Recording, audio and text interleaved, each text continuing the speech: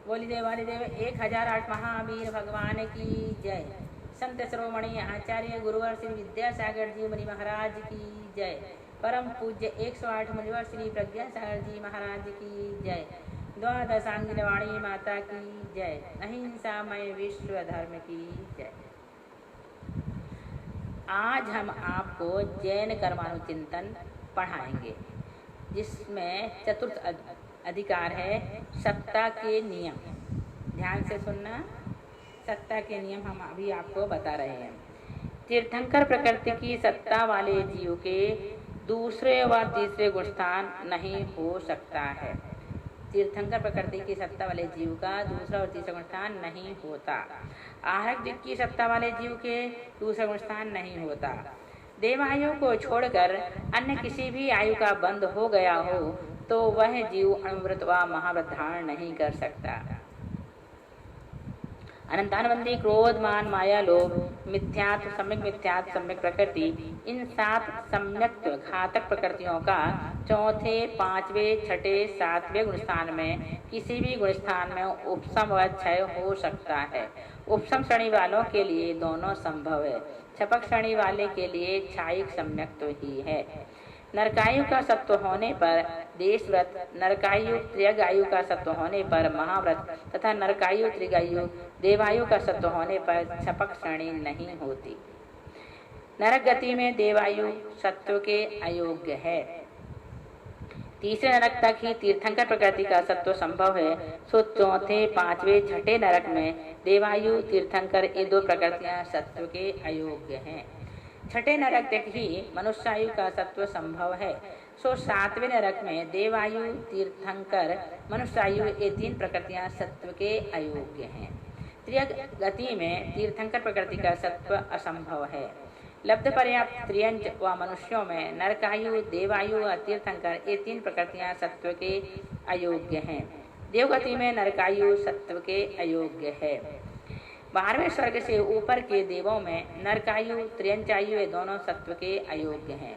बहुनत्रिक में तथा कल्पवासिनी देवियों में नरकायु तीर्थंकर ये 2 प्रकृतियां सत्व के अयोग्य हैं। एक इंद्रिय, द्वेंद्रिय, त्रिंद्रिय, चतुंद्रिय, पृथ्वी काय, जल काय, वनस्पति काय और नरकायु देवायु तीर्थंकर ये 3 प्रकृतियां सत्व के अयोग्य हैं। अग्नि काय व वायु काय में नरकायु, देवायु, मनुष्यायु, तीर्थंकर ये 4 प्रकृतियां सत्व के अयोग्य हैं। चारों गति के संक्लिष्ट मिथ्या दृष्टि स्वस्थानी जो कि उद्वेलना करेंगे, उनमें तीर्थंकर, नरकायु, देवायु ये 3 प्रकृतियां सत्व के अयोग्य हैं और ये आहरक दिक्, सम्यक प्रकृति, मिश्र प्रकृति की उद्वेलना कर सकेंगे। एकेंद्रिय, द्वेंद्रिय, त्रिंद्रिय, चतुंद्रिय, पृथ्वी काय, जल काय, वनस्पति काय उत्पन्न स्थानीय मिथ्या दृष्टि में तीर्थंकर, नरकायु, देवायु ये 3 प्रकृतियां सत्व के अयोग्य हैं और ये जीव आहरक दिक्, सम्यक प्रकृति, मिश्र प्रकृति, देव दिक्, नारक चतुष्क की उद्वेलना करेंगे तथा ये ही सब स्वस्थानीय उच्च गोत्र व मनुष्य दिक् की भी उद्वेलना करेंगे। अग्नि, वायु उत्पन्न स्थानीय मिथ्या दृष्टि में तीर्थंकर, नरकायु, मनुष्यायु, देवायु ये 4 प्रकृतियां सत्व के अयोग्य हैं और ये आहरक दिक्, सम्यक प्रकृति, मिश्र प्रकृति, देव दिक्, नारक चतुष्क की उद्वेलना करेंगे तथा ये ही स्वस्थानीय उच्च गोत्र व मनुष्य दिक् की भी उद्वेलना करेंगे।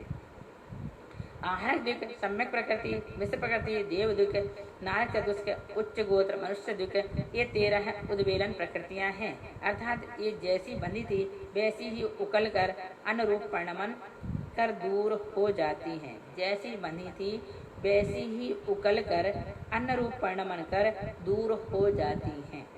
पूर्व पर्याय में बिना उद्वेलना के जिनका सत्व था उन सहित उत्तर पर्याय में उत्पन्न होने पर उत्तर पर्याय में उस सत्व का उत्पन्न स्थान सत्व कहलाता है।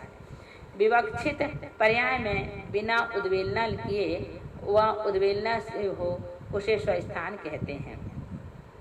औदारिक मिश्र योग में देवायु व नरकायु सत्व के अयोग्य है। वैकृक मिश्र का योग में मनुष्यायु व त्रियंचायु सत्व के अयोग्य है।